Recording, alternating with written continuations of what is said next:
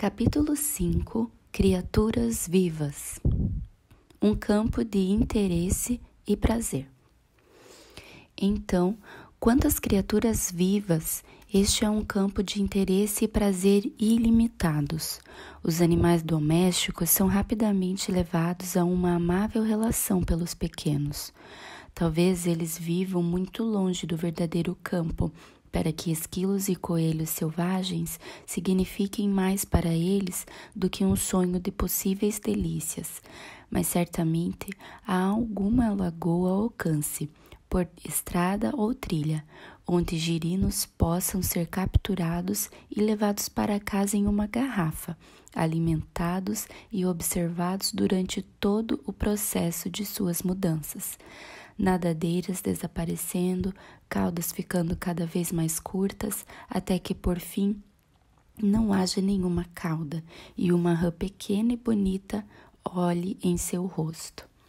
Levante qualquer pedra aleatória e você poderá encontrar uma colônia de formigas. Sempre soubemos que precisamos considerar seus caminhos e ser sábios, mas por ora, pense em tudo o que Lord Avebury nos disse para fazer com aquela formiga de 12 anos de seu muito conhecido personagem. Depois, há também as abelhas. Alguns de nós podem ter ouvido o falecido Dan Farrar descrever a aula que presenciou sobre como age a pequena abelha ocupada. O professor estava radiante, mas as crianças não reagiam. Elas não estavam interessadas por pequenas abelhas ocupadas.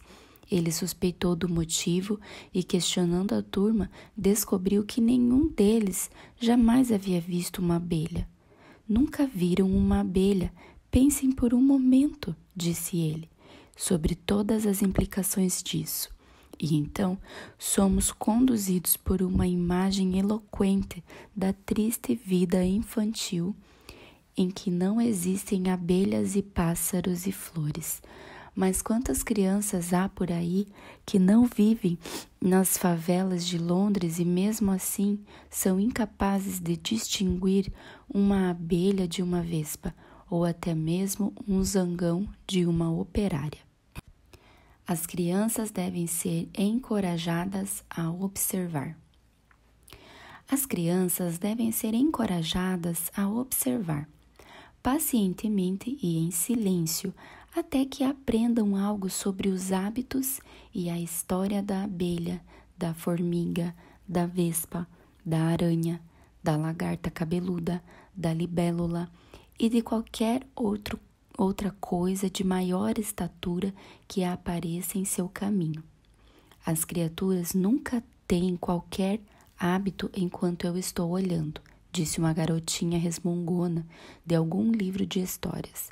Mas isso era culpa dela. Os olhos brilhantes e atentos com os quais as crianças são abençoadas foram feitos para enxergar e enxergar com profundidade os atos de criaturas pequenas demais para observação a olho nu de pessoas mais velhas. As formigas podem ser colocadas sob observação domiciliar da seguinte maneira. Pegue 2 pedaços de vidro de 30,48 cm², 3 lâminas de vidro de 29,21 cm de comprimento e uma lâmina de 27,92 cm de comprimento, todas com 63 cm de largura. O vidro deve ser cuidadosamente cortado de forma a se ajustar exatamente.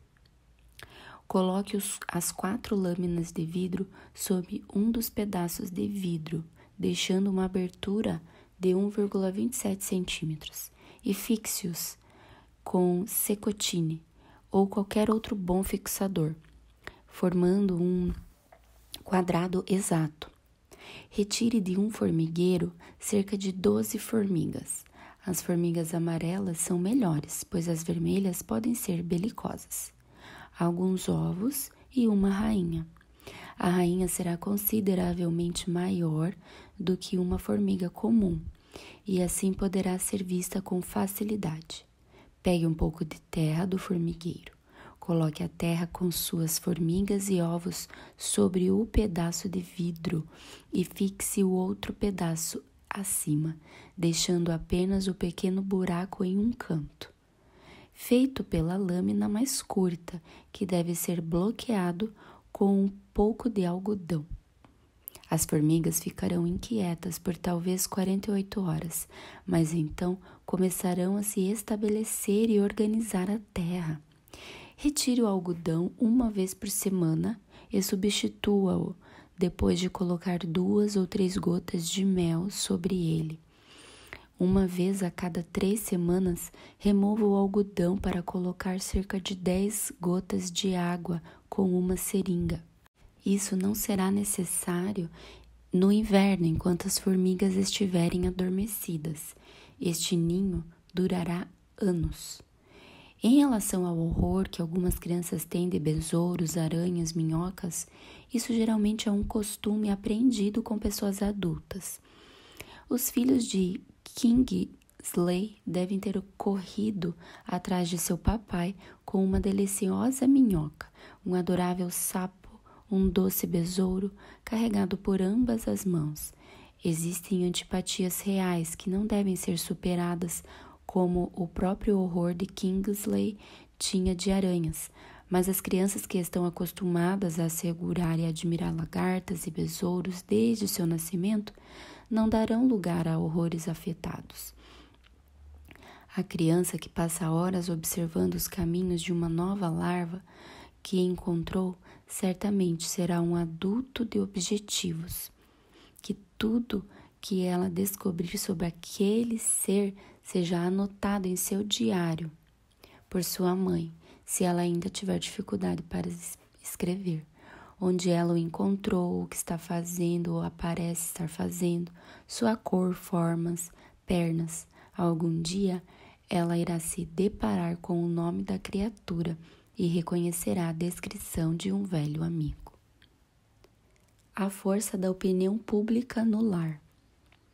Algumas crianças nascem naturalistas, com uma disposição herdada, talvez, de um ancestral desconhecido. Mas toda criança tem um interesse natural pelas coisas vivas ao seu redor, que os pais têm obrigação de encorajar. Porque pouquíssimas crianças são capazes de se manter diante da opinião pública, e se elas perceberem que as coisas que as interessam são indiferentes ou repugnantes para você, o prazer que possuem em tais coisas desaparecerá, e esse capítulo no livro da natureza estará fechado para elas. É provável que a Natural History of Selborne nunca teria sido escrita não fosse o pai daquela naturalista que costumava levar seus garotos em expedições de forrageamento diárias, durante as quais nada em movimento ou em crescimento, nenhuma pedra ou rochedo dentro dos quilômetros de Selborne escapava ao seu exame interessado. Audubon, o ornitólogo americano, é outro exemplo do efeito desse tipo de treinamento inicial. Quando mal tinha aprendido a andar, diz ele, e a articular aquelas primeiras palavras, sempre tão cheias de afeto aos pais, as obras da natureza espalhadas por toda a parte eram constantemente apontadas para mim. Meu pai geralmente acompanhava meus passos, arranjava pássaros e flores para mim e apontava as formas sempre perfeitas e as esplêndidas vestes destas e os elegantes movimentos daqueles, bem como a beleza e suavidade de sua plumagem, as manifestações de seu prazer ou seu senso de perigo. Ele falava da partida e do retorno dos pássaros, com a estação descrevia seus refúgios e mais maravilhosos de tudo, a sua mudança de plumagem, estimulando-me assim a estudá-los e elevar minha mente para o seu grande Criador. O que as crianças da cidade podem fazer? As crianças da cidade podem se deleitar em observar os caminhos dos pardais, passarinhos bastante conhecidos e facilmente domáveis por um punhado de migalhas. E os dias que passarem ao ar livre irão colocá-las diante de novos conhecimentos. Mas há muito o que se fazer com pardais. Um amigo escreveu: você viu o homem nos jardins das Tulherias, alimentando e conversando com dezenas deles? Os pardais se sentam em seu chapéu e em suas mãos e comem de seus dedos. Quando ele levanta os braços, todos se agitam e em seguida se acomodam novamente nele e em volta dele. Eu o observei chamando um pardal à distância pelo nome e recusando-se a alimentar a todos os outros até que Petichou, um lindo pardal, viesse comer sua parte. Outros nomes também foram chamados, mas eu não pude ver nenhuma característica que os distinguisse, e a multidão de pardais, no caminho, nos bancos e no corrimão, formavam uma plateia bastante atenta ao brilhante tagarela francês que os mantinha em constante movimento, enquanto eles, um aqui e outro ali, eram convidados a vir em busca de uma tentadora refeição. Verdadeiramente um São Francisco e os pássaros.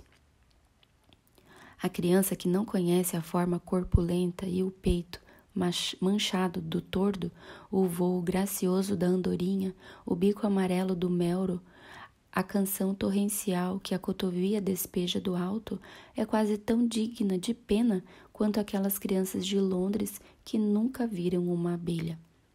Uma companheira agradável, fácil de se obter, é a lagarta cabeluda. O momento de capturá-la é quando ela é vista arrastando-se pelo chão apressada. Ela está à procura de quartos tranquilos para se deitar. Coloque-a em uma caixa e cubra a caixa com uma rede, através da qual você possa assistir às ações dela. A comida não importa, ela tem outras coisas com que se preocupar. Aos poucos ela começará a tecer uma espécie de tenda ou rede branca na qual dormirá. Você poderá ver através da caixa e observá-la, talvez no exato momento em que sua pele se quebrar em pedaços, deixando-a pelos meses seguintes como uma massa em forma de ovo, sem nenhum sinal de vida. Por fim, a coisa viva ali dentro romperá seu embrulho, e lá estará ela, a bela mariposa, esvoaçando suas frágeis asas contra a malha. A maioria das crianças de 6 anos já provou dessa experiência de um naturalista, e isso é digno de ser citado apenas porque, em vez de ser meramente uma diversão inofensiva, trata-se de uma peça valiosa de educação, mais útil para a criança do que a leitura de um livro inteiro de história natural, ou do que uma grande quantidade de geografia e latim, pois o perigo é que as crianças adquiram conhecimento da história natural da mesma forma que adquirem todo tipo de conhecimento a que elas têm acesso, isto é, de segunda mão. Elas estão tão saturadas de maravilhas que nada mais as surpreende, e são tão pouco acostumadas a ver por si mesmas que nada lhes interessa. A cura para essa condição, blasé, é deixá-las um pouco em paz e depois recomeçar em novas linhas. Pobres crianças, não é culpa delas se não são como deveriam ser. Pequenas almas, avidamente curiosas, completamente ansiosas para explorar o máximo que podem obter deste maravilhoso mundo, como se fossem a tarefa mais importante de suas vidas. Ora, melhor quem ama melhor todas as coisas grandes e pequenas, pois o querido Deus que nos tem amor, criou e ama todas as suas obras. O conhecimento da natureza é o mais importante para as jovens crianças. Seria muito bom se todos nós, como pessoas em autoridade, tanto pais quanto responsáveis, pudéssemos concluir que não existe nenhum tipo de conhecimento a ser adquirido nos primeiros anos das crianças, tão valiosos quanto aquele que elas obtêm por si mesmas, a partir do mundo em que vivem. Deixe que elas entrem em contato pessoal com a natureza, e isso formará um hábito que será fonte de deleite para o resto da vida. Todos fomos destinados a ser naturalistas, cada um em seu próprio grau, e é imperdoável que vivamos em um mundo tão cheio de maravilhas, de plantas e vida animal e não nos importemos com essas coisas. Treinamento mental de uma criança naturalista.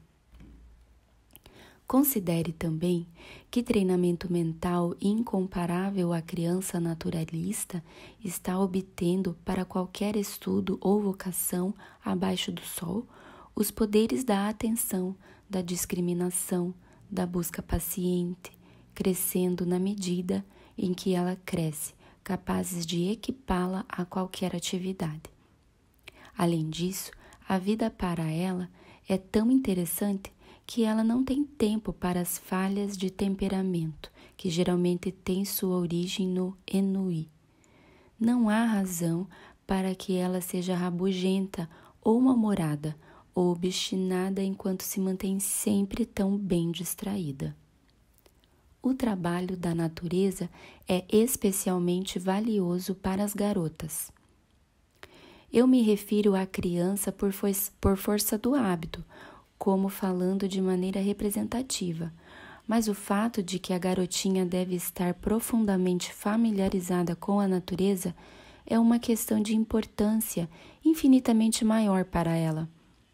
Ela, que é mais tentada a ceder a temperamentos desagradáveis, como criança e como mulher, porque possui muito tempo em suas mãos, ela, cujo ócio resulta em mais hábitos mentais inconscientes que desejam dominar sobre ocupações mais sérias e interessantes, cuja saúde delicada exige ser apoiada por uma vida ao ar livre, cheia de excitação saudável.